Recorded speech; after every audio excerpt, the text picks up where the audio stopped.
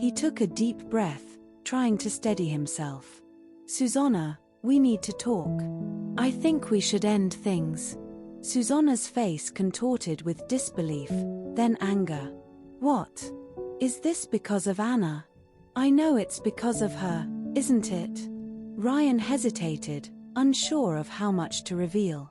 It's not just that, he began, but Suzana cut him off. Don't lie to me, she yelled, her voice shaking with rage.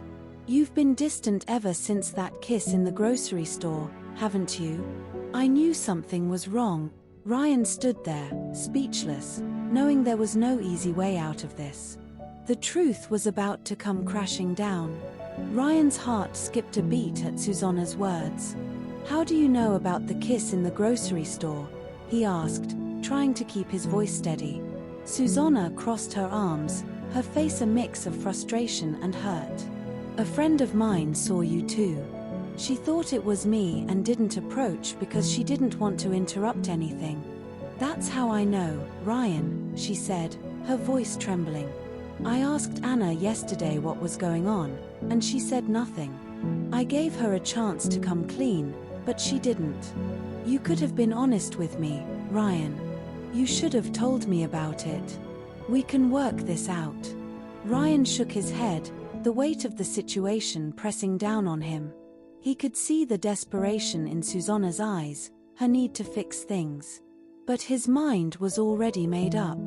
He had crossed a line, and there was no going back from what he now felt. Suzana, you're not understanding, Ryan said, his voice softer now but firm. You want honesty, so here it is, the truth. I'm in love with Anna. That kiss wasn't just a mistake, it wasn't just a moment. I've been falling for her, and I can't keep pretending. There's nothing else to say. Suzana's face went pale, her breath catching in her throat. She stared at him, stunned by the weight of his confession. Her eyes filled with tears, but she didn't cry, not yet. Instead, she just stood there, processing the words that had just shattered her world. You're in love with my sister, she whispered, barely able to say the words. Ryan nodded slowly, feeling a mix of guilt and relief wash over him. The truth was out, and there was no taking it back now. As Ryan and Suzana stood there in the heat of their emotional exchange, the front door swung open, and Anna stepped out, on her way to the pharmacy. Suzana's eyes narrowed as she saw her, anger bubbling to the surface. Without thinking, she marched over to Anna, opening the car door with force. I need to talk to you, Suzana said sharply, her voice cracking with emotion. So, you kissed my boyfriend pretending to be me? Anna, surprisingly calm, stared at her sister. She wasn't going to back down. Yes, I did.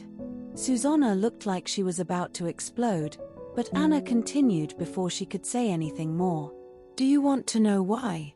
Anna's voice was steady but laced with years of frustration. Remember that party?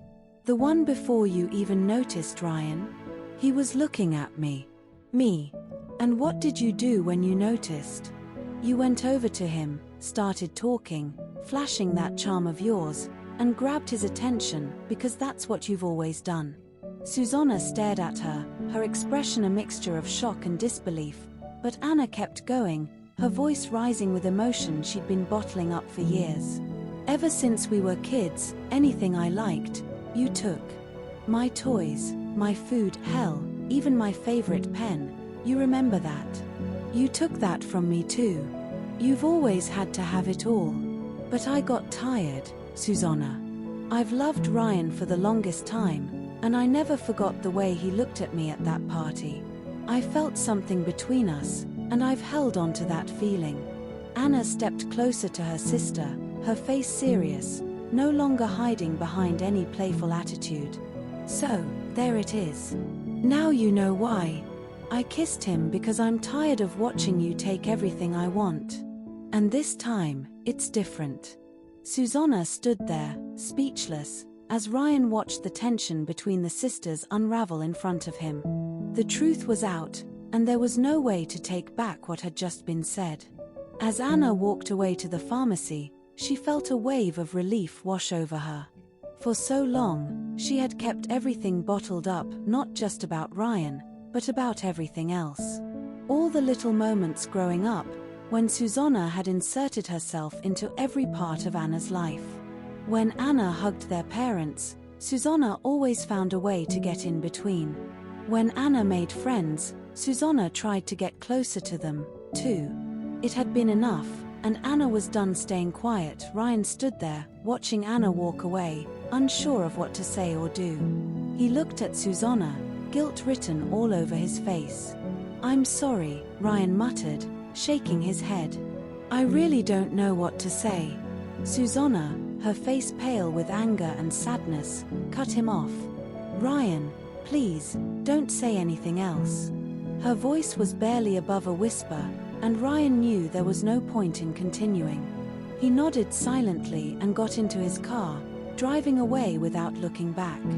Later that evening, Anna returned home, feeling lighter despite everything. But as she walked through the door, she saw Suzana waiting for her. The tension in the air was thick. Suzana opened her mouth to speak, but Anna was done hearing her sister's side. "Don't even start," Anna said firmly, cutting her off. "I don't want to hear anything you have to say, whether it's good or bad. I'm done tolerating you getting in the middle of everything I want, everything I have. I'm going to date Ryan. I never thought that my kiss would make him realize that I'm the one he wants, but that's exactly what happened. And this time, I won't let him go. Not you, or anyone, will stop me.